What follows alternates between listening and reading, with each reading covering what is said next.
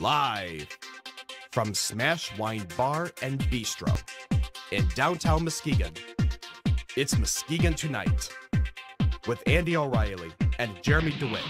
Tonight, Mayor Steve Garon of Muskegon, Jim Rudisell of the Muskegon Winter Sports Complex, and comedian Ricardo Williams-Winston. And now, Muskegon Tonight.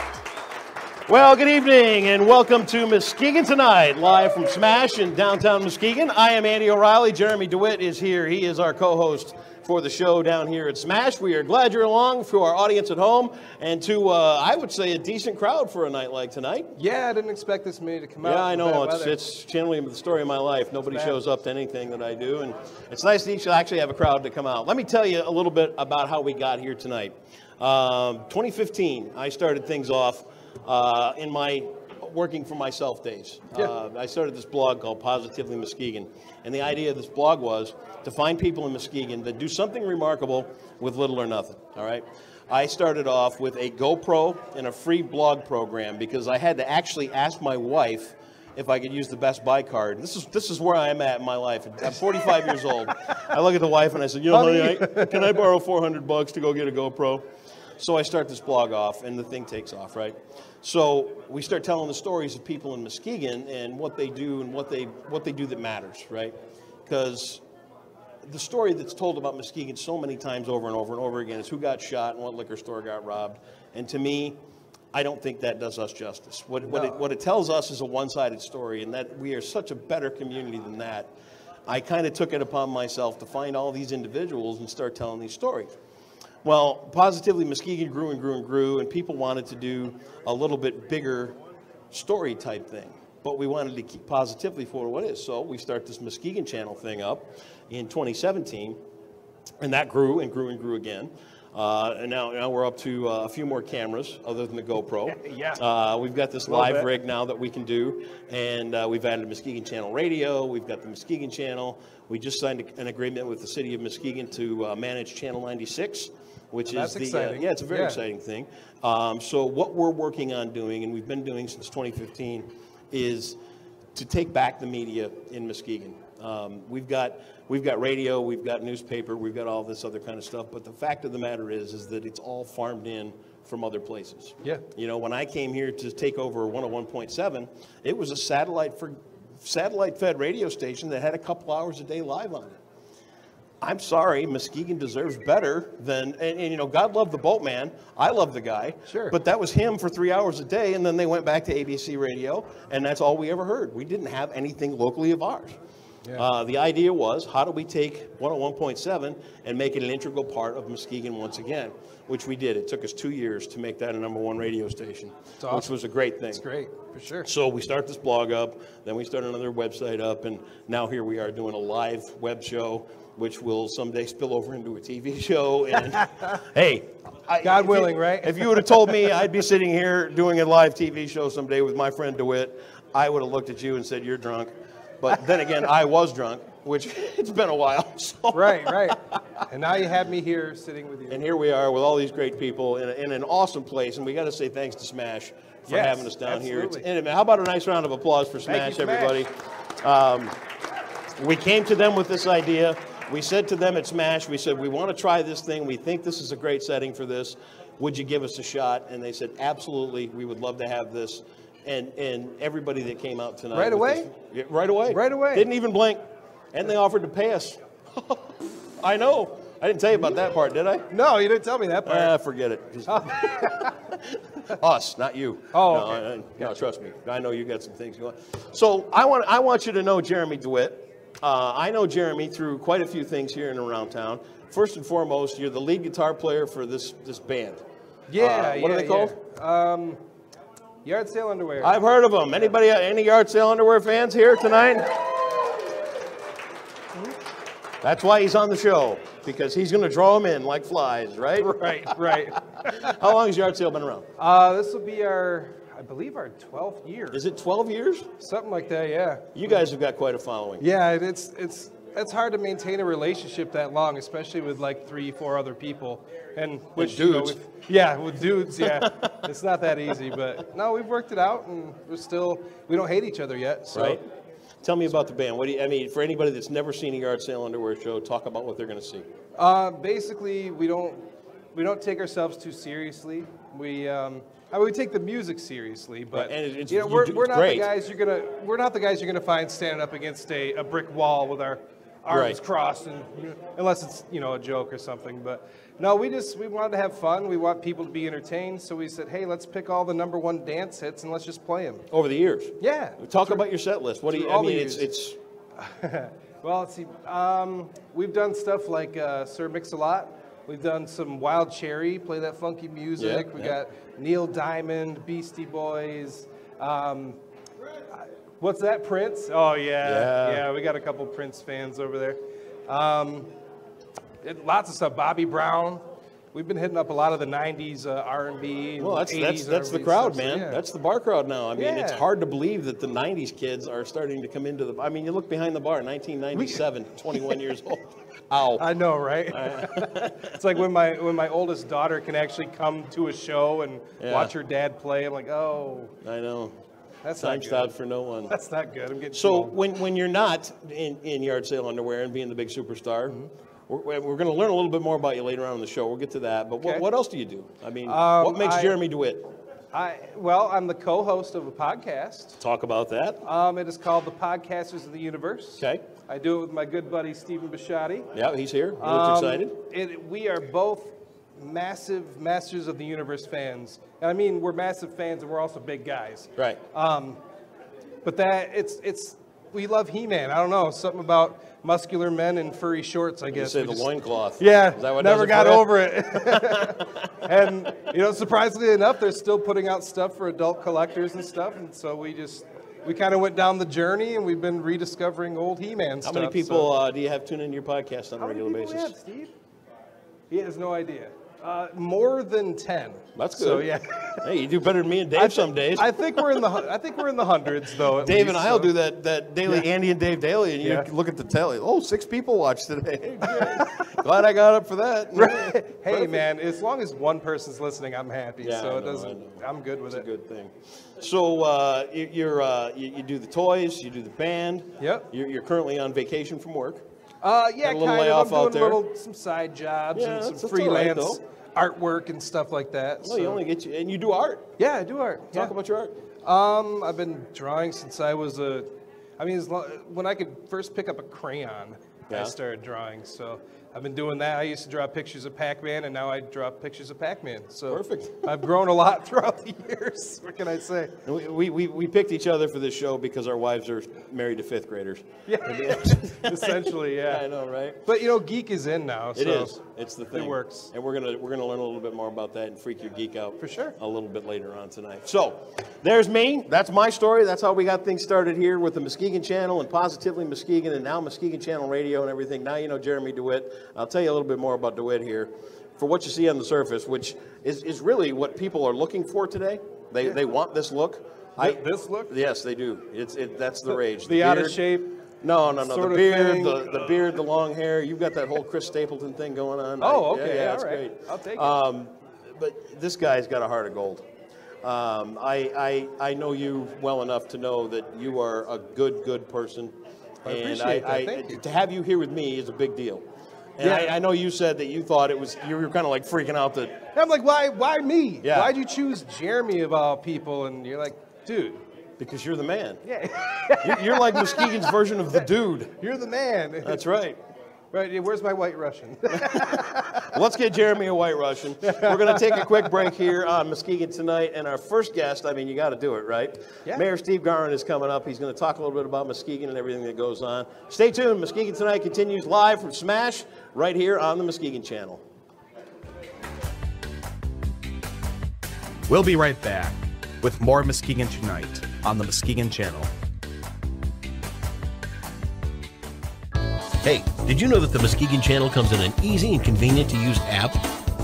Head to your app store and look for Muskegon Channel Radio. You'll get Positively Muskegon, the Andy and Dave Daily, and Britta is back on the radio. It's free at iTunes or Google Play. Get the Muskegon Channel Radio app.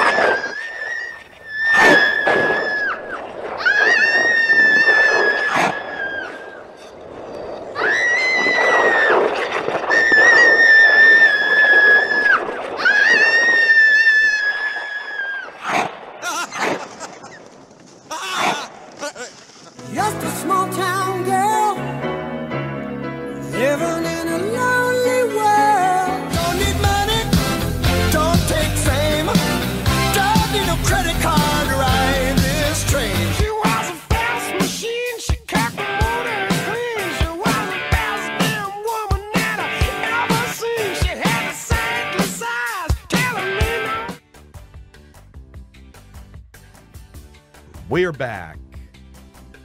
It's Muskegon Tonight on the Muskegon Channel.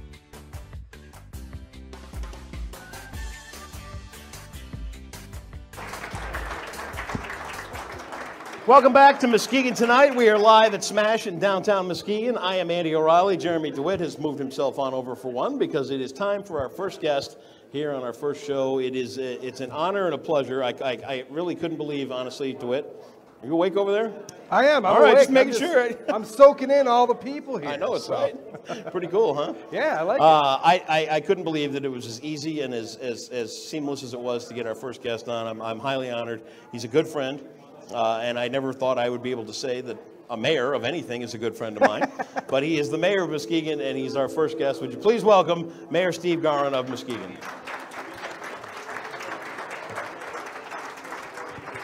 How you doing?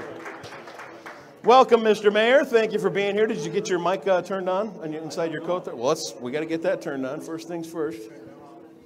All our high-dollar producers out behind the place here. Oh, see that? Look at that. We couldn't have heard a word you said. Oh, sorry. Without that on there. Back in the coat. Okay, can you hear me now? Now we can hear you. There you are. Steve Garin, thank you for coming on. Thank you for making it so easy to book you as our first guest. I appreciate you being down here. And first off, I want to start with you.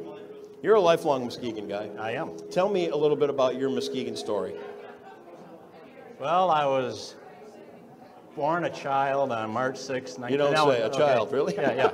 No, lifelong resident. My mother's family has actually been here for about 140 years. They came in from French Canada during the lumber era. Okay. And we've been hanging around ever since.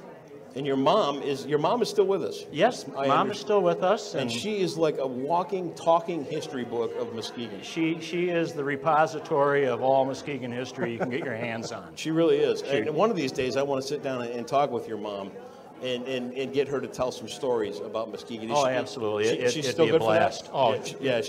We've talked about that quickly in the past, and we just haven't had a chance to pull it together. But it's your younger days here. Where did you go to school? What, tell me about all that. I started out in a little elementary school called St. Jean's. Okay. Old Catholic parish, no longer up and running, corner of Jefferson and Strong. Taught by the Sisters of Mercy. Okay. Went off to Catholic Central. Grew up during the 60s and the 70s here. So, right at the apex of what we would consider, the old modern industrial era that came into Muskegon at the beginning of the 19th century. Been around when the bulldozers took down the old downtown, built the mall, and then I've been in city government since the bulldozers came again and took down the mall, and we've been working on resurrecting a traditional urban setting once again. When you saw all that happen, and you had a role. I mean, you had a role. You were in the city government. You said when you saw all that happen, what was your mind thought? I mean, what was going through your mind? Did it seem like a good idea on paper at first with the mall, and then after the mall was shot? Yeah. Okay. Yeah, we had to do something. Right. And that's always been, I think, the strong suit of Muskegon. One day you wake up, there's a new mall out on the interstate, nothing's left downtown. You don't sit around wringing your hands thinking, oh my God, what are we going to do? Right. You come up with a plan, you get partners, you take action, and now we're seeing it bear fruit, over the past 17 years. In a big way. In a big way. Because when I came to Muskegon, it was just about the time that the mall was getting to the point where it's done.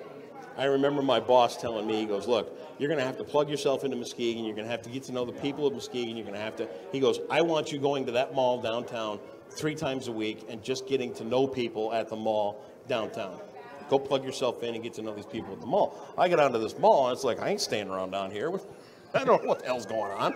So, I mean, I went down there once, and I'm kind of like, this whole thing is going to have to be reset. And so I'm coming to town, and I grew up in Sparta.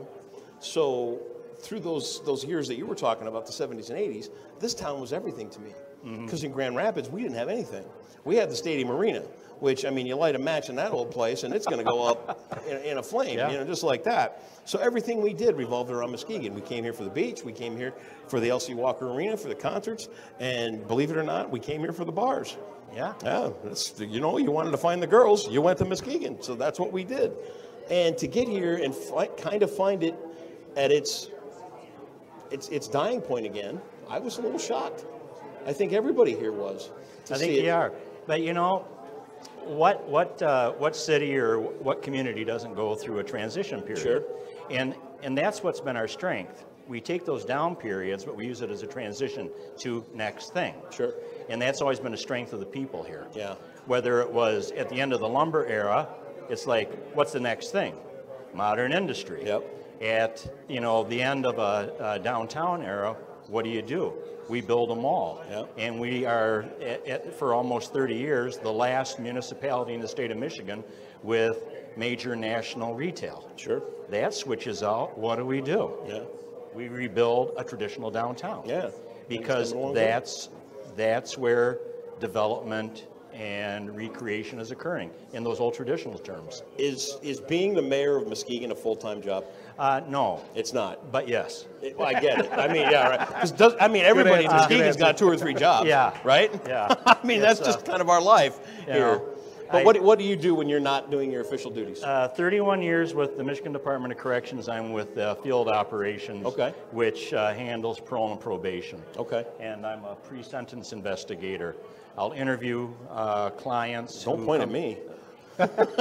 Look at him. Look at him. He's the. Hey! I interview clients and do an assessment, and then we make a recommendation to the court. Oh, Okay. Sounds fun. What's your story? Never mind. I'm How come very he turns off? interested, Look how I red he swear. turned. Oh my God, Mayor. I can't believe how red he got over there. So, Department of Corrections, 31 years? Yep. Retirement off in your near future? Or? Nah. Still loving it? No, the kid just graduated from college. Is that right? Well, yeah, you got some bills to pay Yeah. then. So, we talked a little bit about how the city's been through so much. You're obviously a fan, like I am. I mean, my heart and soul. I came here with nothing. You know, I came here as an alcoholic. I came here just because the job was open. I mean, the idea was great. I wanted to come be a part of Muskegon. But, you know, everything I had ever done was Grand Rapids radio and all this stuff. And Muskegon called. It's like, great, I don't have to move. I didn't know how good I was going to have it eventually coming here, okay?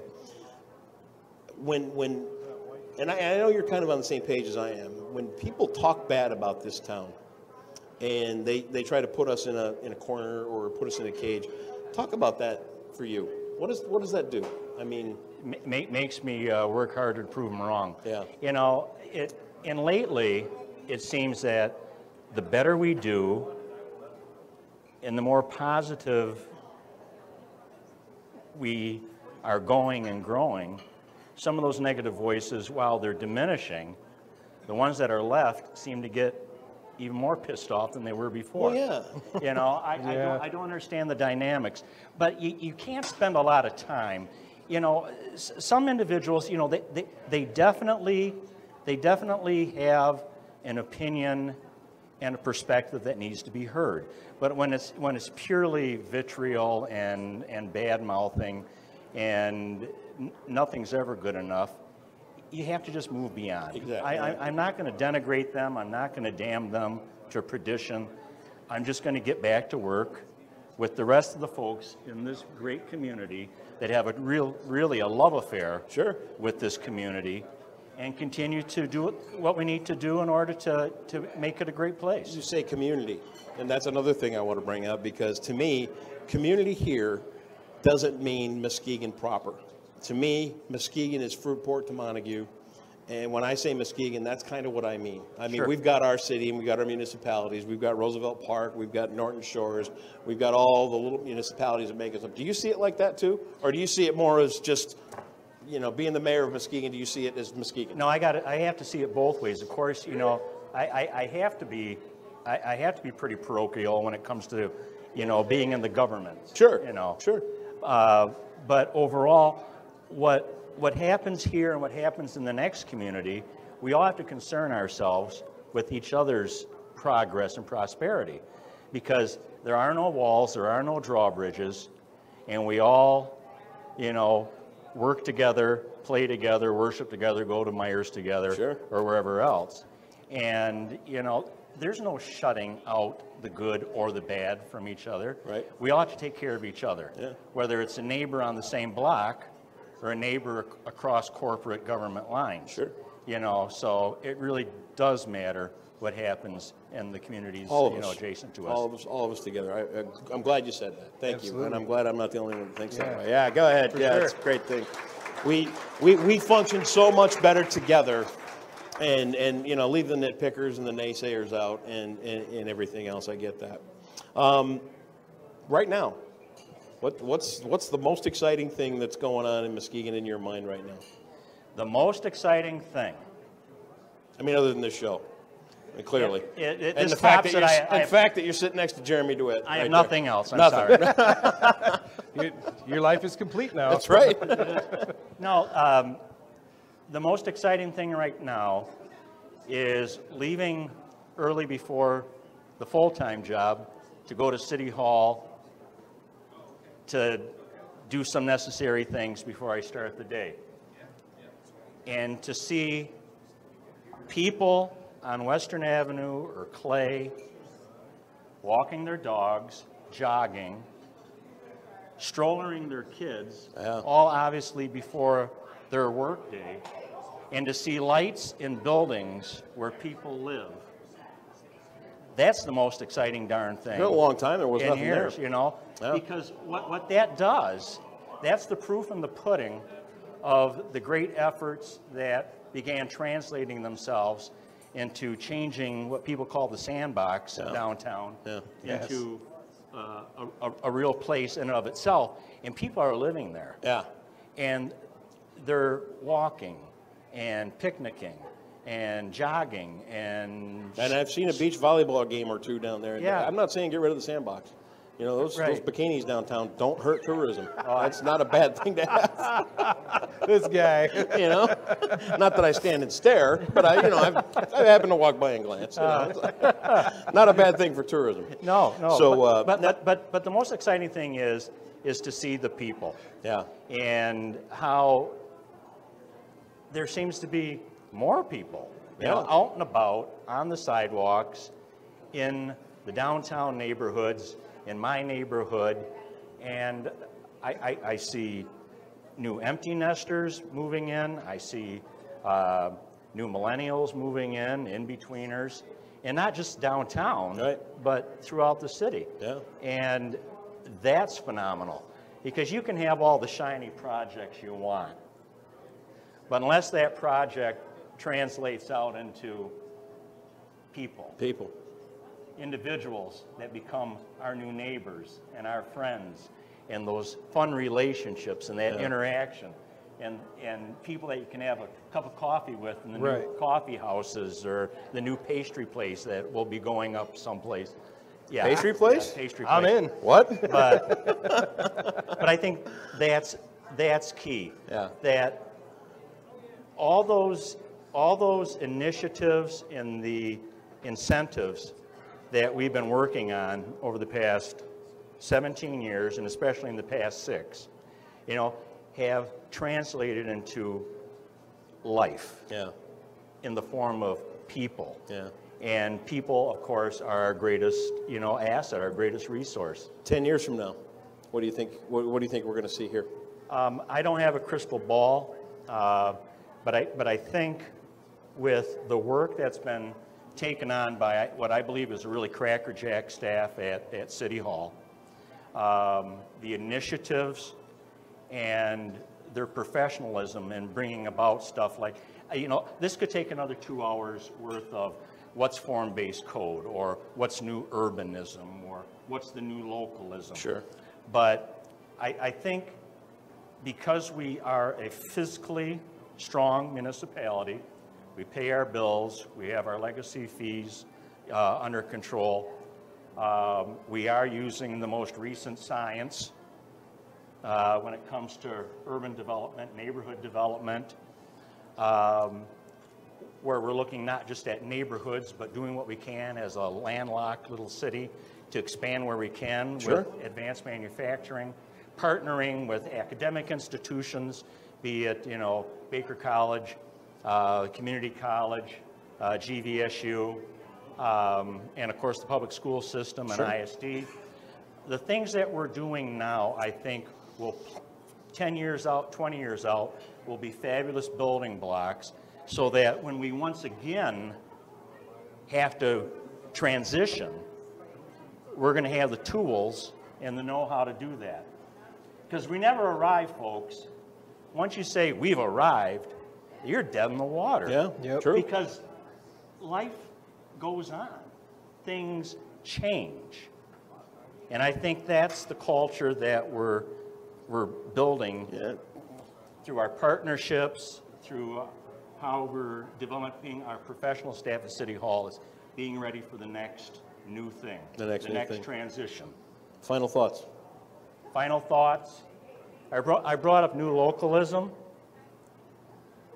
Eat local, shop local, do things local. But remember, folks, take it to its natural beginning. Act locally. Sure. I think the author Matt Kelly says it well, and I'll just kind of paraphrase him. He says, what you see need doing in the world, what you want to see changed there, you have to start locally. Sure. In yourself. So while we're buying cheese and bread and, getting a local ale, Yeah. the things we believe need to be changed in this city, in this state, in this nation, in this world, let's all start here There you go. and be the best that we are and continue to reach out with each other and walk this journey together. That's how we'll build this great city. That's how we'll build this great community. That's how we'll bring a peace and a prosperity for everybody here and beyond the environs throughout Muskegon. Love it. Mayor Steve Garin, thank you so much for coming on. Pleasure to have you here. Absolutely. And great news for you, DeWitt. When he touches your hand, that's the first step. The next one is a hug. Hang on, Mayor. I'm We'll be in. right back. We're going to introduce you to Jeremy DeWitt's big collection. It's called Freak Your Geek Out. Stay tuned right here. Hey, where you going, man? We're not done. We got commercials and everything. We're doing it. You said be local, right? That's right. Do it yourself. That's what we're doing right And I'm here. glad I didn't want to waste my makeup. I know, right? Stay right here. We'll be back with Muskegon Tonight live from Smash, downtown Muskegon. Now, We'll be right back with more Muskegon Tonight on the Muskegon Channel.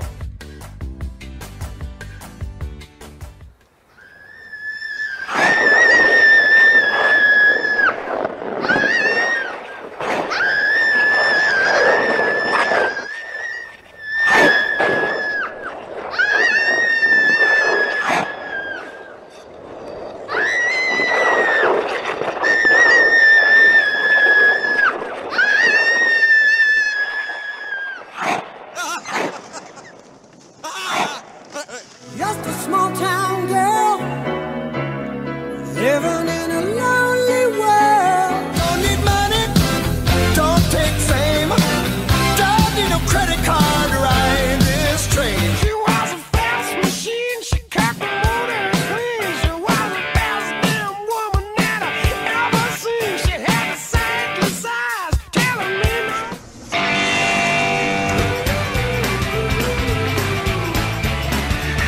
Let's go! Let's go! Let's go! Let's go! Let's go!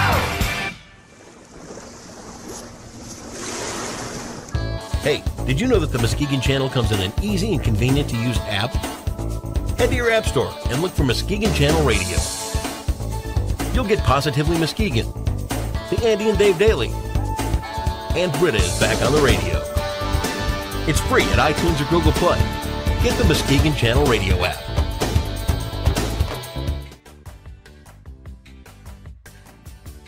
We're back. It's Muskegon Tonight on the Muskegon Channel.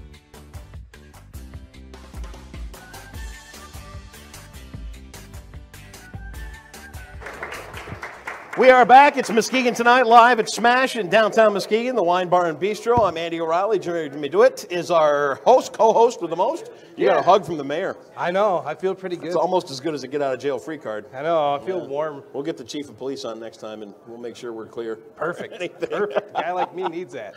All right. So as we build and grow this show, this Muskegon Tonight thing, one of the things we want to do is showcase people in the community, and Jeremy is the guy that's going to be doing it. We have got a new segment. Well, actually, everything's new, isn't it? Yeah, new everything's segment? new, but hey. This segment's called Freak Your Geek Out. And the idea of Freak Your Geek Out is we want to find out who's collecting what in Muskegon. It could be cars, it could be boats, it could be stamps, whatever shoes. you collect. I mean, because you're a collector. I am a collector, You've got a collection, and we're going to start off by showing your collection. And there's two reasons for this, really, because Jeremy's, you're a rock star. We know that. That's right. I know, you're kind of like a big deal.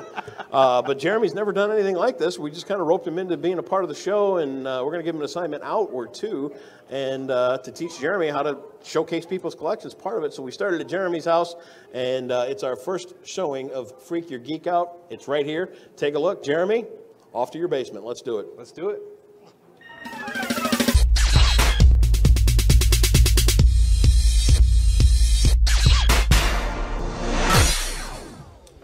Look at you, you big sexy bastard. I am in there. You are in there. We look good? No. We look good? We're the ugliest TV hosts there ever were. I love it. All right. Welcome to Muskegon Tonight. It's Andy O'Reilly, and this is our segment called Freak Your Geek Out. Jeremy DeWitt is going to be the regular host of this segment, but since he's new to this whole talk show thing, and, well, I've a little more experience doing some interview stuff than he does, that's a big part of what we're doing here. We're going to teach Jeremy how these things work. We're going to start with Jeremy's collection of geekdom. Geekdom. Geekdom. I think that's a good way of putting it. So we're going to show you a little bit about what makes Jeremy one of the ultimate geeks in Muskegon here in just a couple of minutes. But let's talk a little bit about your collection and geekdom and all this other kind of stuff. Because geekdom, you know, 20 years ago you would have said somebody's a geek and they would have gone, oh my God, I'm a geek. Yeah, there's such a stigma against it. If you were a geek, you were a total loser. Total loser. I think you still are, but you're awesome to... like, the geeks are more prominent now. Right, right. So, like, we're kind of the majority, so... Yeah. It's cool to be a loser now, right? Right. I've got my geek things, and it's die-cast cars, and awesome. I'm a big sci-fi, especially, you know, ancient aliens and all that kind of stuff. Yeah. I stay awake all night and watch, you know, UFO theories and ancient aliens and all that kind of stuff. You took to toys and collectibles and art and all this other kind of stuff. Tell me, where did it all start? Well, obviously, a kid of the 80s, so I grew up with all that, for me, the prime, like, cartoons and action figures. I mean, every cartoon, they say they were commercials for the action figures, and maybe they were a little bit. Yeah. They tag, like, a moral thing at the end, but I mean, I'm an artist, and that type of art was just so awesome, and I just engulfed it all, and it's basically what's spewed out. Did you know that as a kid that you were that into it, or was it just one of these things that you're like, oh, this is awesome, I dig this, and... Well, when you're a kid, it's your life. Right. You know, so going out on the playground, every kid had a He-Man figure, or they had, you know, the little muscle men, or whatever they were. And it was like that was, you would go home, you would watch Thundercats and Voltron and Silverhawks, and then you'd go to school and all the kids would have those figures. So, I mean, it's all you knew, really. Right. And I had a brother, too, so I still have a brother, but we would, you know, play together every day. I mean, that was our world. Right. So, love it or hate it. Was it an escapism thing for you? Because I go back, I'm a little bit older than you, not much, but to me, back then, we all played Kiss. You know, we all had our guy. Right. You know, I was always Ace Frehley, and we were always on I thought you meant, okay. I was on somebody's porch. You mean the band? No, we weren't playing it. Get out of here, you pervert. No, I was always Ace Frehley, and this guy was always Peter Criss, and, you know, that role-playing, that type Yeah, thing. that's exactly what we did. Yeah. We'd, you know, if we were playing, well, let's play He-Man. So, you know, of course, somebody, you know, me and my brother would play or whatever. I'm He-Man, he's Skeletor or whatever. Or... you know, Nintendo got really popular, and, you know, well, I'll be Mario, you be Luigi, or, you know, just that type of stuff. And then you're on the playground, and all the kids did the same thing. You know, let's combine all the worlds, and you could be a Ninja Turtle, and you could be, you know, Bowser, and you get just whatever. So it consumed your life. And The Sha-Na-Na guy? no, no, from Super Mario Brothers. Oh, okay. I don't know. There's our age difference. I go Sha-Na-Na, he's going Mario Brothers. I don't know anything about it. So it's just it's an amalgamation of all these characters and all your childhood memories and all that other kind of stuff. Yeah, it's big. A lot of it's nostalgia, obviously. You know, I can actually go through my collection and like pick up one figure and look at it, and it will like transport me to a time. Yeah. Like I can see, you know, what I was doing. I can think of the things around that time that were going on. You know, some crazy childhood stuff, or you know, I mean, even some recent stuff. Like, oh yeah, I got that at that con 3 years ago, Yeah. and I was hanging out with this guy, and you know, that guy spit on my burger, and that never happened. But if it did, I would remember it. So How does it settle now? I mean, you're married, you got a wife, you got kids, you got everything else. How does it go over at home? well, it's okay as long as like. Here's what I tell her. As long as it's, I'm like, it's not crack, right? You know, I mean, it's plastic crack. It's as long as it's not consuming. Okay, it consumes, but as long as we can still pay the bills. Bills are paid, cables on. Right? Yeah, absolutely. It's play money. You know, I play in a band and make a little bit of extra money here and there, and I'll use some of that money to get stuff. And I always make sure the bills are paid first. Sure. And this is what you do. You know, some people, you know, they go out hunting and they buy big trucks, or, you know, jerseys. They go to football games and stuff. Like I go to cons and I sit in my basement and play video games and do custom action figure work or collect toys. Yeah, that's cool. Speaking of the custom artwork, Yeah. you do that. I've seen you at different cons. I've seen you at Muskegon, all that other kind of stuff. You actually do some of this art yourself. Yeah. I've been drawing since I was like, since I could hold a pencil. Really? And I just books. I mean, you should see some of them. They're really terrible, but you know, it's all I did. I just drew, and I've kind of like I laid off for a little bit, and then I started coming back. Like as I started collecting these, because I haven't been collecting my entire life. I had some stuff from when I was a kid, but then probably about 7 years ago or so, I started to really get into it on Facebook and all that stuff, and it made me want to start drawing that stuff again. Because I saw like some guy would draw like He-Man really awesome, and I'm like, I want to draw He-Man really awesome too. Right. So I started doing that, and kind of got into the digital world. So I've been drawing stuff on my iPad, and then I saw people also in those Facebook groups were doing customs of action figures, and I didn't really know this was a thing. So what they do is they take a figure that already exists, Kind of like this. yeah, kind of like that. Like these are the 2012 Nickelodeon Playmates Ninja Turtles. Okay. But I took them and painted them to look like the 1984 comic book cover. So completely different Ninja Turtles, although they're still Ninja Turtles. Right. And yeah, that type of stuff. Or like, you know, say there was a cartoon or there's a character in a cartoon that never existed in the toy line. And people are like, I really want that guy. Yeah. They never made him. Well, I can make him for you. I know. Or, you know, so. Don't I ever? Yeah. I got a couple of die casts that were made that way. Oh, really? Yeah, see? Oh, yeah, and that's the thing. They're one of a kind. Right. So they're a little costly. Yes, they are. I mean, and people have asked, you know, I've done stuff for people, and they're like, how much will that be? I'm like, well, you factor in my time, my supplies, you know, my talent. Of course. Yeah. And, you know, do I have to supply the figure, or are you going to?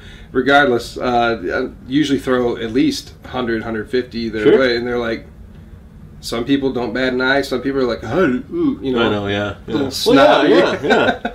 But, you know, it's just what it is. It's a, you know, you go to a, you know, like an art place, and there's paintings on the walls or whatever, and, you know, you're going to pay hundreds of dollars for a lot of those things, sometimes thousands.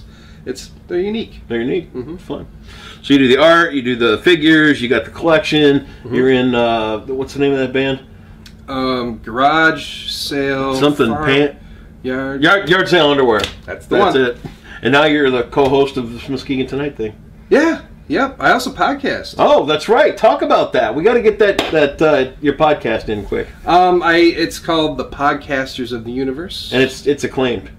Yeah. People dig this thing. Yeah. You know, I didn't know that people would like the stuff I had to say or my voice or whatever, but my buddy Stephen Bishotti, who I met through the collecting stuff at Muskegon and stuff like that, he's like, I always wanted to do a He-Man podcast. Yeah.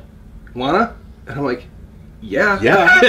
Why not? We've become soulmates, basically, and we record every couple weeks, and we talk about He-Man, and people don't think that there's a lot going on with He-Man, but I mean there is. There's figures being released. We talk about the old stuff. We kind of like, it's like we're rediscovering it again. Sure. So like I said, nostalgia. It's a big thing with the collecting stuff. So yeah, and getting comfortable doing that and hearing my own voice and stuff. When you're like Muskegon Tonight, I'm like, live and in person, huh? All right. We'll roll in one way or another. Here it goes. Yeah, why not? So good. If you've got something you'd like to be seen on Freak Your Geek Out, you can have him at your house. I mean, think about that.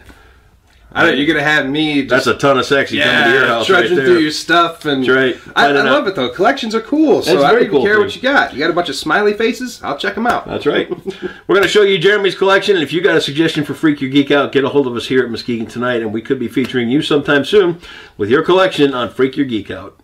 Yeah, perfect.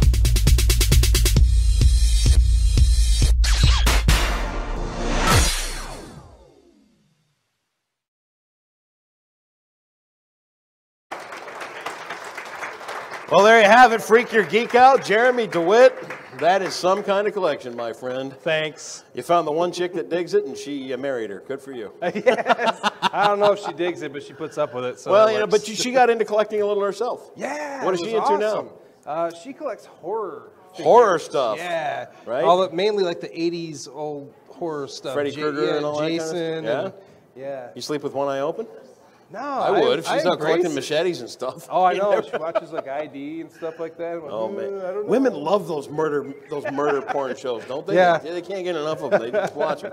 Well, there's the invite, folks. If you've got a great collection and you want to see him over at your place, taking a look at what you've got, we want to see it. So find us on Facebook. Just look for Muskegon Channel on Facebook, or you can find me or Jeremy on Facebook as well, and let us know. We'd love to come out and see what you collect and why it's important to you and what makes your collection stand out. So, Jeremy, you've got a job to do.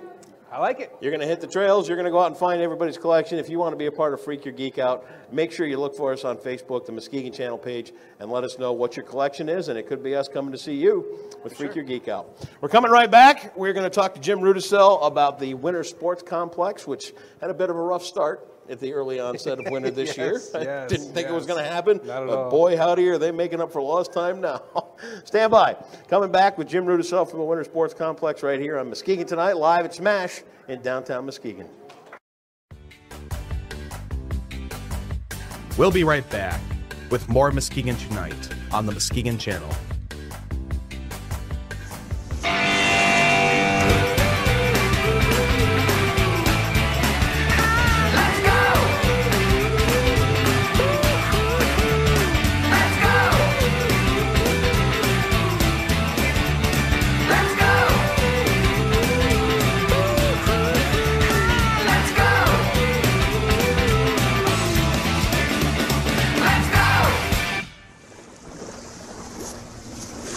Just a small town girl living in a lonely world. Don't need money, don't take fame, don't need no credit card to ride this train. She was a fast machine, she cocked the motor clean. She was the best damn woman that I ever seen. She had a sightless eyes telling me.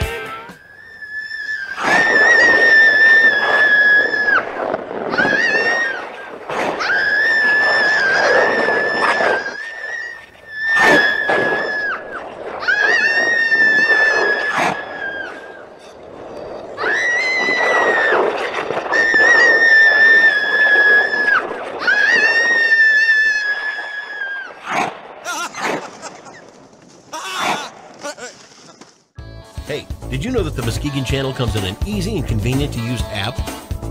Head to your app store and look for Muskegon Channel Radio. You'll get Positively Muskegon, the Andy and Dave Daily, and Britta is back on the radio. It's free at iTunes or Google Play. Get the Muskegon Channel Radio app.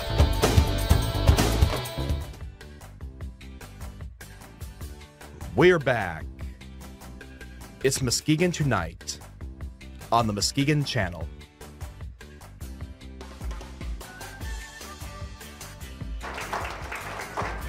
Welcome back to Muskegon Tonight. We are at Smash Wine Bar and Bistro. We're in the basement of the Froenthal Theater, which is pretty cool. Isn't it great? Yeah. You ever been through the whole place? Yeah, actually, we played here a few years ago. Have you? Yard sale did. And It's fun to get the whole tour and the whole. yeah, there's some creepy spots in this place. I love it. A lot of historic things around Muskegon. Yes. It's really cool. One of the things that we've got here in Muskegon, if you're tuning in from out of town, and it's really one of our. It's like a best kept secret, but it's getting out more and more. Is our winter sports complex. It's out at the Muskegon State Park on the north end of town. It's growing, it's expanding, and we're going to talk to Jim Rudisell here in a minute, but I want you to take a look at this video.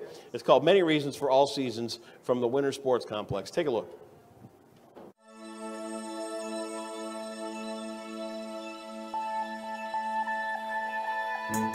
The decades-old question.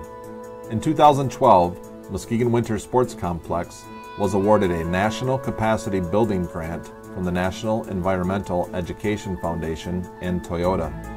This grant allowed the facility to update its master plan with a focus on providing sustainable, year-round recreation facilities and programming that would establish critical mass activity.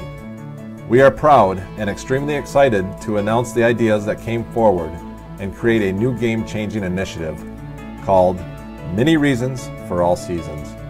Based on the market research conducted during the update of this plan, the following 3 priorities have been identified by the Muskegon Sports Council as the most viable and sustainable improvements that best match our mission and best serve park visitors in a year-round capacity. These additions would establish the critical mass of activities and facilities to market to and attract users from across the entire Midwest. They are a 20,000 square foot multi-purpose sports pavilion. This pavilion will provide several additional recreational opportunities for the sports complex area. Most importantly, it will provide a flat surface and roof cover that will lengthen the ice skating season and reduce snow removal labor, greatly improving the user experience at the winter sports complex. It will also provide a covered space to host several medium to large scale events from corporate parties, class or family reunions, art fairs, and weddings. Our second major addition would be the design and construction of the Lake Michigan Dunes Interpretive Canopy Trail. A world-class interpretive canopy trail would serve as the anchor year-round attraction for the facility. Not to be confused with a zipline tour, which is typically a short, fast tour on pole-built platforms. Interpretive canopy trails are built in trees and can take up to 3 hours to complete. The runs are still long and fast, but guides emphasize educational talking points throughout the tour, and the focus is very much on nature. The third critical mass feature being proposed is the Dunes climbing wall. Modeled after the world-class indoor and outdoor center at the National Whitewater Rafting Institute in North Carolina. A well-designed and one-of-a-kind climbing wall facility will provide a unique experience to local residents, attracting visitors from around the Midwest. As part of this world-class proposal, it is essential to include existing facility upgrades. This is necessary to accommodate the current level of visitors already utilizing the complex and the increased demand as the new facilities and programming are brought to reality. Here are the other activities we are proposing to implement in a phased-in approach.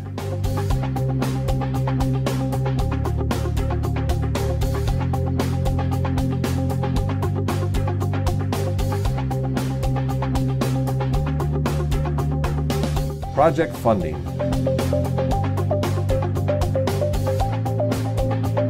A combined project total would be approximately $2.5 million. As in the past, and at the present time, such funding is beyond the capability of the Muskegon Sports Council. Therefore, much like 30 years ago, many partners will be needed to bring this concept to reality. We thank all those that have joined with us in the past to build this community gem, which has become a significant part of the fabric that brings us together as a community. This is no small task, but within our community's ability to accomplish if we work together for the good of the common cause. For many of us, it's deja vu from 3 decades ago. Now it is a new vision to advance our community's quality of life and build something we can all be proud of for use 365 days a year. To make this dream a reality, we once again need to bring the community together to build our own field of dreams. Please join us in reigniting that can-do spirit that occurred 30 years ago and come together with us as we develop a year-round recreation mecca that will continue to advance Muskegon County as a more prosperous and healthier community. Thank you.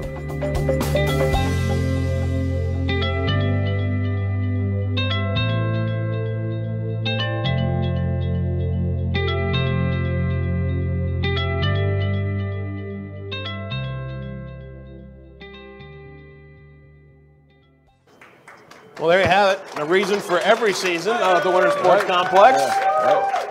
Jim Rudizel is the executive director of the Muskegon Winter Sports Complex, and boy, you look like you lost a little weight sweating it those first couple of months. It was a little thin. I'm telling you. Hey, thank you for coming out tonight, and thanks for taking a couple of minutes to be a part of the first show. You have got a tremendous history with that Winter Sports Complex out there. Let's start with that. Talk a little bit about. Because I know you go way back to when you were a little kid. Yeah, you know, they built the place across the street from my house. I was 12 years old. Yeah. And I like to tell the story now that I helped build it with my bare hands. You did. Right. You really did. Right. So neighborhood chums, Mark Grimet, Ben Westgate, the guys. Neighborhood chum. Yeah. Olympian, neighborhood chum. Right. They built this luge. They called this thing a luge, right? And they built it across our favorite sledding hill. And we were actually pretty upset at the time. But we got involved and started carrying the boards up the hill and, became part of the community effort. And the rest is history. Mark went on to be, a great representative of Muskegon, going on to 5 Winter Olympics and 2-time Olympic medalist. So, certainly was a lot of pride for our hometown and our facility out there. Yeah. So, I've stuck with it from that point on and, have kind of worked my way up through the ropes and have been the executive director actually for the past 20 years. Is it really 20 years now? Unbelievable. Wow. Unbelievable. I know. Yeah, you don't imagine you're going to stay with one job. I mean, I didn't think I'd live to be this old, to be honest with you. And then you see, 30 years in broadcasting for me, and you've been at this for 20 years. Yeah. It just, it goes by so fast. It does in a blink of an eye. But we've got a lot of exciting things, just as you've seen there. Yeah. We're working towards many reasons for all seasons, which is 4 years of outdoor recreation at the facility, and that starts off with zip lines. Yeah. And they're not just zip lines, it's a canopy tour. We're going to tell the story of the dunes here in Muskegon, kind of a thing that makes us special. Out there at the park, we're in the protected dunes, and we're going to put people up in the trees about 80 feet off the ground, and you and I could race from the top of the dune. I've been to a zip line or two, and generally when they put that thing up there that says if you're over this amount of weight, get the hell out of here. Yeah, that's generally where they cut me off. We designed it with Muskegon physique in mind. Nice. Right? So hey, good. This is a ride for all us fatzos. Right. Hey, perfect. Go back to Grimet. Muskegon physique, right? Yeah, go back to Grimet a minute, because I want to talk about Mark Grimet. Do you stay in touch with Mark? I do. Yeah. Do you? Yeah. And he's still with the luge people in the Olympics and all that? He is. He's the director of sports programming for the United States Luge Association. He was just traveling with a team over in Europe. So he's the guy that oversees the senior national team and the junior national team and the Olympic team every 4 years. I remember years ago, he had just won that silver medal, and I was still on the radio, and Mark Grimet was coming in to be a guest, and he was going to make the rounds in the radio station and all that kind of stuff. And I had this terrible, terrible cold. It was awful. Right. But I thought, here's my chance to meet an Olympian. I'm going to go in. I'm not going to touch anybody. I'm not going to talk to anybody other than just go do the show, meet Mark Grimet, and get out. So here I'm sitting in the studio, and we're making our idle chit chat on the radio and blah blah blah. And I asked him, I said, "So what's it like to win a silver medal?" And Grimet says to me, he goes, "That's pretty cool. You want to see it?" And I'm like, "Huh?" Right. The guy reaches in his jeans pocket and he pulls out an Olympic silver medal and just tosses it to me. Right. He throws this thing at me, and I'm like, "Oh my God, it's a silver medal!" And to him, it's just another medal. Right. Right. Right. I couldn't believe it. Yeah. This guy's from here. Yeah, class act. Yeah. Class act all the way around. I freaked out that he just literally had the thing wadded up and shoved in his jeans pocket like any one of us would do. Right. Exactly. I'm like, yeah, dude, you're from Muskegon, so that's great. So with the growth, and I mean, they took away your favorite sled hill, but I think you got something back out of it. Yeah. The growth continues on. You've been known to throw a party or two out there as well. And I think you've played a party or two out there. Yeah. Party in your parka. Yeah. Is that something Did that you ever get your fingers back? They still work, man. is that something that continues on out at the Winter Sports Complex? We're always evolving and changing what we do out there. This year we've got parka and plates, which is a progressive trail dinner along the trails, and some live music afterwards in the tent. Party in Your Parka, was with us for 5 years. Is that 5 years that went on? Yeah, we went for 5 years, and it seems every time we throw an event, we get the harshest weather conditions ever, right? Isn't that the truth? Right? Right. So we did Party in Your Parka. We had a polar vortex our first year. Yeah. It was like 2 inches of snow on the stage. It was fun. Yeah. It was a good time. We throw the Oktoberfest events. We did that for 5 years. It rained every year. In the final year, it was funny. We had 5 bands playing along the trails, and it was go time, and the skies opened up. Right, monsoons came in. All the bands got paid. None of them played a note, right? So it was a Michigan State game that night. So everybody came back to the tent off the trails, all of our, customers and folks that were there. And it rained so hard, we have satellite TV out there. Yeah. Took out our satellite signal. Oh, my God. Right? So we lost the rest of the crowd for that one, except for the diehards. But right. So we've kind of, we're moving some of our events downtown. So we're doing the parka and plates. But we're also doing Fire and Ice. Which is coming up. Coming up right at the Watermark. Yeah. It's going to be a blast. If you've ever been to been to Vegas, or you've seen these ice bars that are, in the big cities, we're doing the same thing pretty much at the Watermark. Very right? cool. So, and we're going to be down there as part of that. Britta is going to be hosting a live thing down there right here on the Muskegon excited channel. to have Britta. Yeah, Britta's kind of a big deal. She's off there. I know, hi. We actually gave Britta the chance to host the show to kind of pretty things up around here a little bit, and she said no, she's going to wait. She wanted me to come out here and die in front of the Don't whole let her crowd. wait too long. I know, right? But she'll be there on February 16th at Fire and Ice, so that'll be a good thing. The growth, the evolution, and now with the zip lines and everything coming in, what are the next things that we're going to see at the Winter Sports Complex? Yeah, so as we progress into a year-round facility, we're looking at about $3 million of expansion. $3 million. Right, so for a small nonprofit, that's really that's a lot of cookie sales, right? So we're going after a lot of grants and doing things like that. But all of our improvements will be universally accessible. So persons with disabilities will all go down the same pathways. So the zip line's being designed with that in mind. So we're just successful. Really excited to announce that we're successful with a grant for a hillside incline elevator that will take all participants in the new zip line and for the luge track on a funicular up to the top of the dune and up to the launch ramp. So we'll all be able to go up to that zip line with that feature. I love the part of not having to take steps too. Yeah, I know, right? With the Muskegon physique in mind, yeah, we put in an elevator. Right. I get winded after the first flight of steps. That's why I've never ridden that friggin' luge. I don't want to walk up there. Now you'll have no excuse. I will. I'll come up with something. Trust me. You're not going to kill me on the luge. We'll go doubles. Man. No way. Yeah, come on. That was the first question I asked Grimet, because I want, here I am, this yokel disc jockey in Muskegon. I got an Olympian on the radio show with me, and I wanted to break the ice. So I look at Grimet and I said, so doubles luge. You're riding down a hill with some guy's junk in your back. How is that? I was in studio when you and said Grimet, that. I mean, you just caught him so far off guard, and it's like, all right, Mark. So we had some fun with that. That was a lot of fun. Right. What are we looking at rollout time here? Is it next year that we'll see these zip lines? Is it? Yeah. So we actually had so this is how the weather works against us. We finally had been waiting for months for the DEQ to come out and visit us to inspect the project and give us final approval. And the polar vortex kicked in. She was supposed to be here on Wednesday. We had to postpone due to the weather. Are you kidding me? Yeah, so getting the DEQ out is not an easy task, so we're waiting for the reschedule on that. But we hired a company out of Chicago called Experiential Systems. They're one of the best zip line canopy tour builders in the entire world. Nice. And they're coming in to do this project, and it's pretty special. It's 1,100 foot, 2 double lines. Well, that's the first phase of, it's phase 1. Phase 2 will be an expansion where you'll be up in the trees for about an hour and a half. Really? Touring the trees, right? Wow. So being up there. So we're really excited about all of that.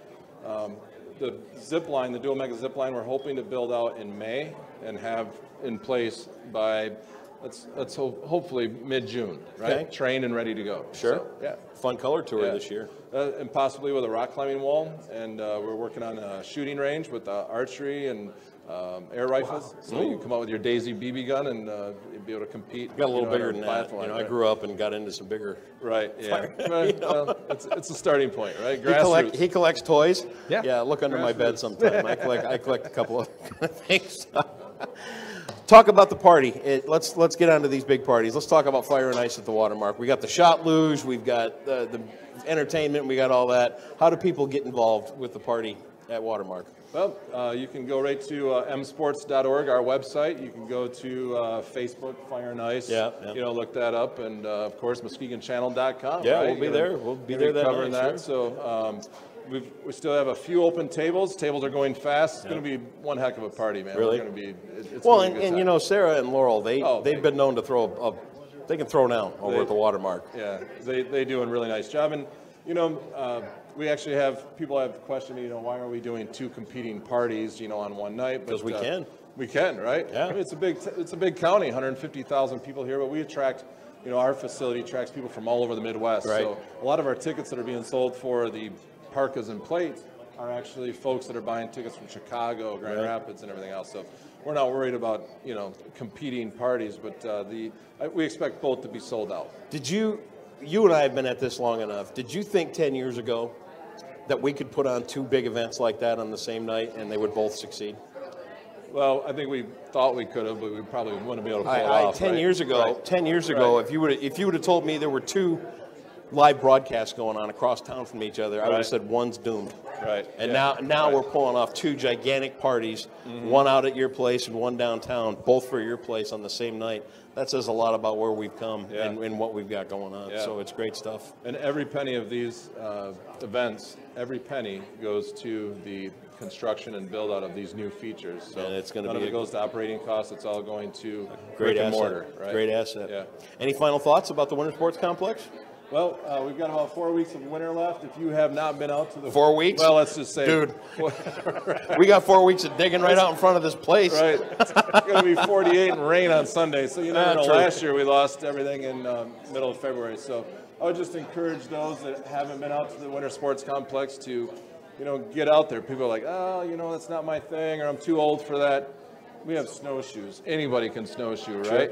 I've had I was just telling a young lady right over here that we had an 85-year-old woman do the luge a few years ago, and I think it was a 93-year-old guy, right? Really? So we have a guy that's 67 years old that skis about 30 kilometers every day out of the sports complex.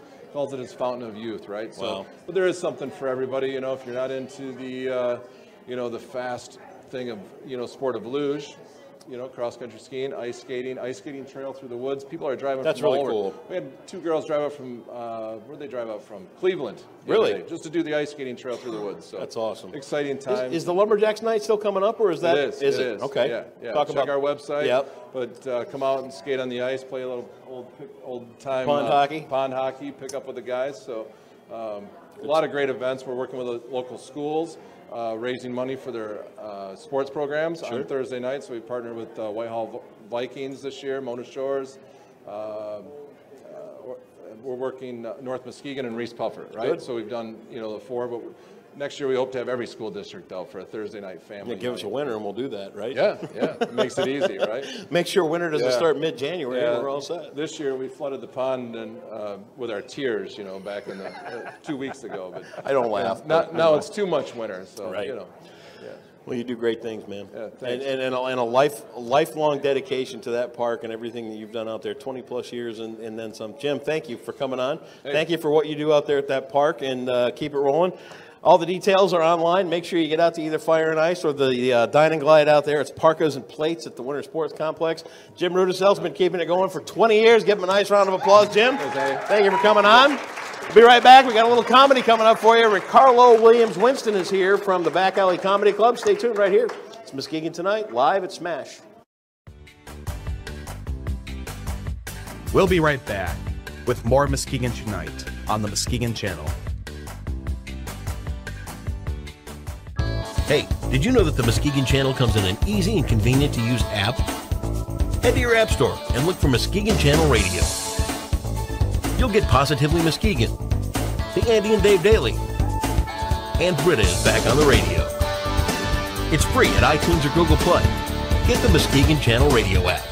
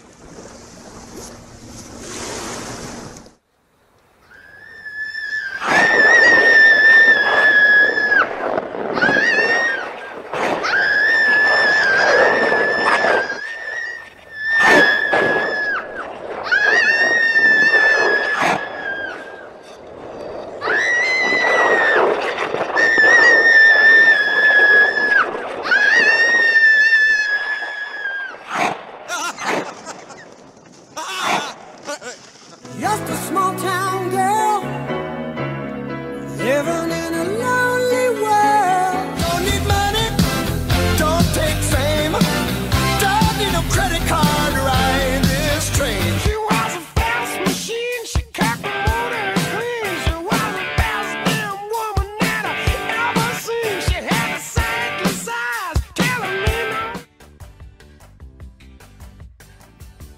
We're back. It's Muskegon Tonight on the Muskegon Channel.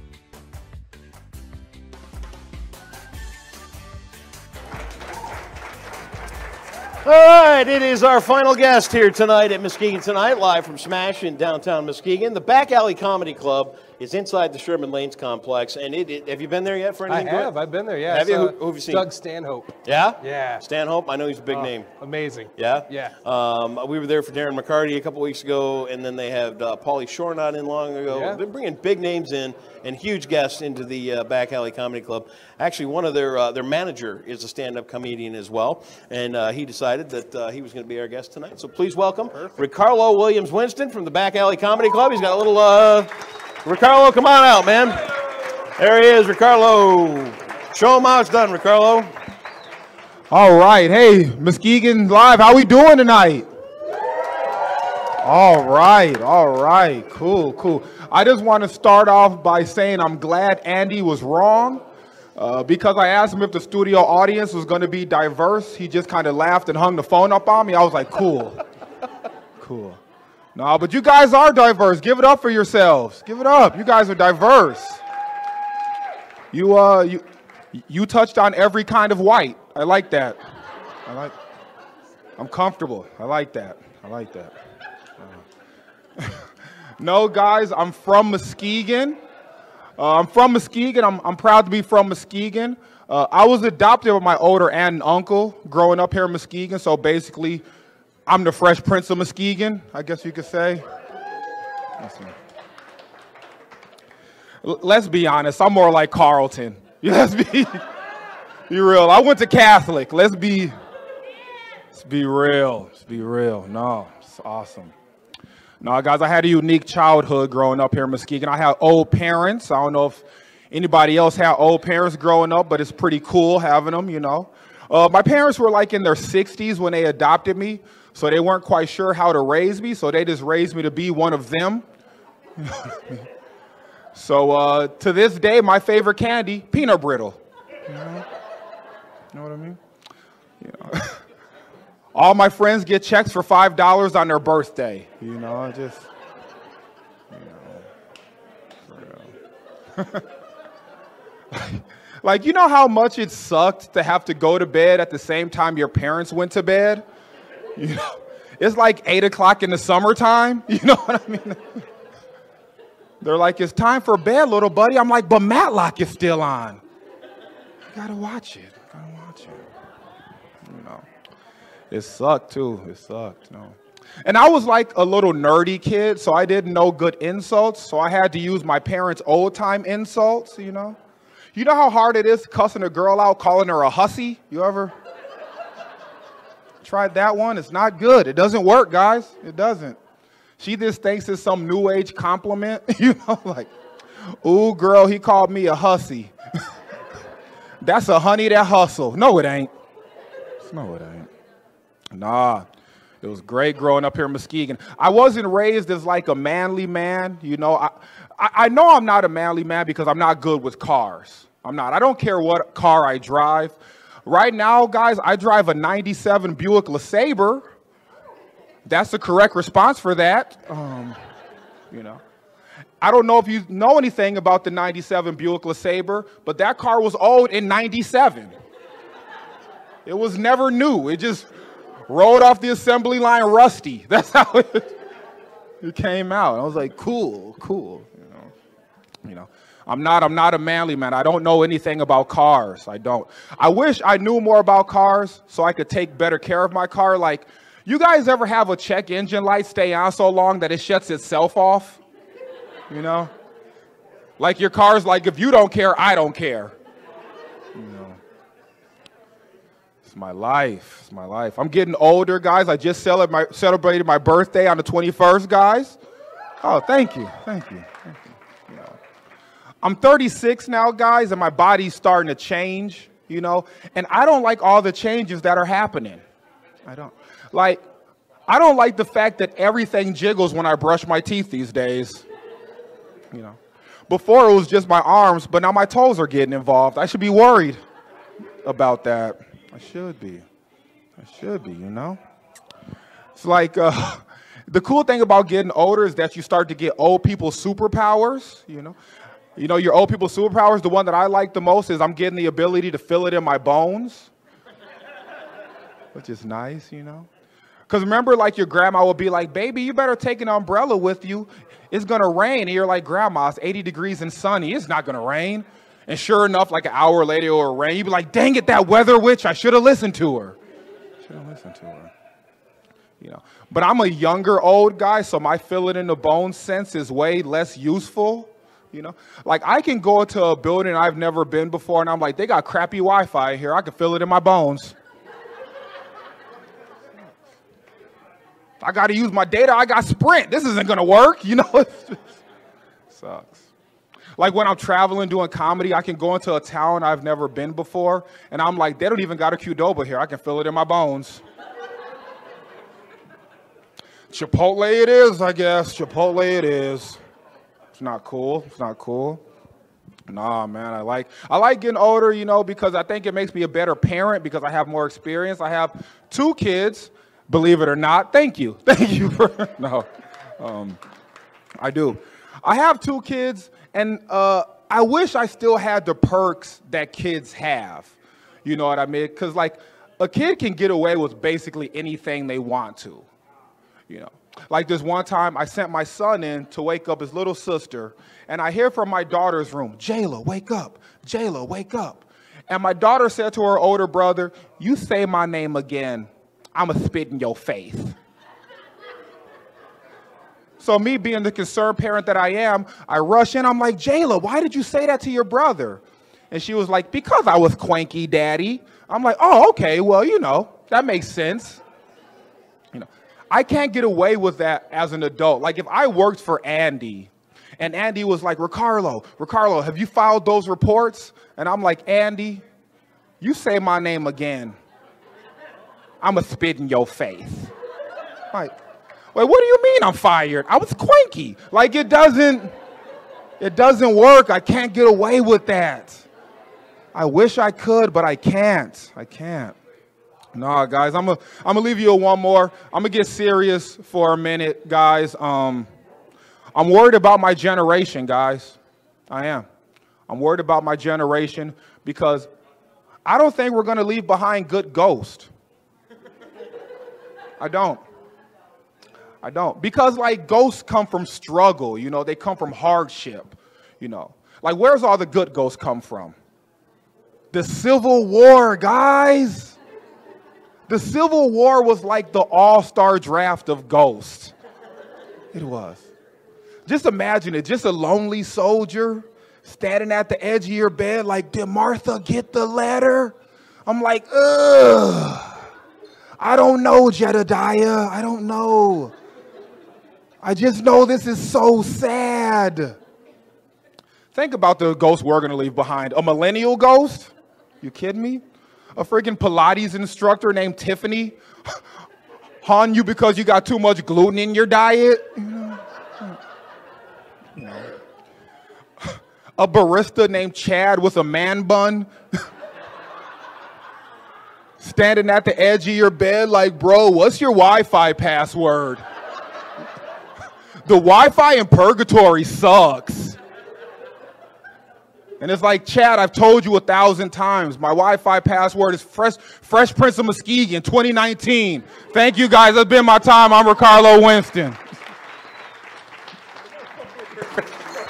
Hang on to your mic. Great job, Ricardo. That's awesome, man. Great job. Thank you. The Fresh Prince of Muskegon. Yes. I've known you all this time, and I never knew that. Now you know. You know royalty. I do know royalty. That's great. So tell me about the back alley real quick. We're getting kind of toward the end here a little bit, but talk about the back alley. How long have you guys been? I mean, it's a couple years? 4 years. 4 years now. Yeah, all right. Yeah. Got a big push going on right now. You're bringing in the big national names. You got the weekly shows. Talk a little bit about what you see there. Oh, man, I'm so excited to be part of Back Alley and to be able to bring comedy and entertainment to Muskegon. Like we said, we've been doing it for 4 years, and we've had names like Pauly Shore, T.J. Miller, Doug Stanhope. You were at that show. That was an awesome show. Great show. Yeah. But this weekend we have Darnell Rawlings coming out. He was on the Chappelle show. Big name. A big name. We're really excited. He's doing 4 shows. There is 2 on Friday at 6:30 and 9:30, and then 2 on Saturday at 6:30 and 9:30 again. And then moving forward, we have some bigger names coming, but I can't give out too much. But definitely, if you haven't been to Back Alley or you haven't heard of us, please follow us on our Facebook page, Back Alley Comedy Club. Yep. Or just follow me directly, Ricardo Winston, on Facebook. You know, I love people to see all the weird and crazy stuff I do every day. And this is a first for you tonight because it's the first time your mom actually got to see your act. Do you know that she watched? Yes, my mom watched tonight. How about that? First time that his mom actually got a chance to see Ricardo play live. I've been doing comedy for 4 years, and my mom was like, I can't watch you do that. So I cleaned it up tonight. I was like, Mom, I'm going to be on the show. The mayor's going to be there. Right. You know, so tune in and watch. And she's told all her friends, and they're all watching. Awesome. Hi, Mom. Hi, Mom. That's awesome. We love that. And we also do a weekly update on the Muskegon channel as to what's coming up and what's going to be on. Yes, every Tuesday we do a weekly update with Andy at the club. We sit down and talk about what's coming up. On Thursdays, we have Tipsy Trivia, which is a really awesome trivia show that we put on. Yep. And then the following Thursday, we have the Tipsy Open Mic, the Tipsy Comedy Kickback. There you go. The Tipsy Comedy Kickback. So that's a free show if you guys want to come check that out. Open micer. Yep, open mic. If you want to get on the mic and try some jokes, Mayor, I don't know if the mayor's still here. If you'd like to. I think he'd be a great candidate. He would be. That'd be great. I see what you did there. Aha. A great I candidate. didn't even see what I did there. You're on it, man. You're right. Ricardo, thanks for coming out, man. Thank you for having me. Thank you to Mayor Garin for coming out. It was great to see the mayor on here. Thanks to Jim Rudisill from the Winter Sports Complex. Jeremy DeWitt, I love you, man. I love you too. Great job, Ricardo. Thank you for coming out. And thank you to everybody that watched here tonight in our studio audience. Give yourselves a nice round of applause. That was show number 1, Muskegon Tonight live at Smash. Thank you for tuning in right here on the Muskegon channel.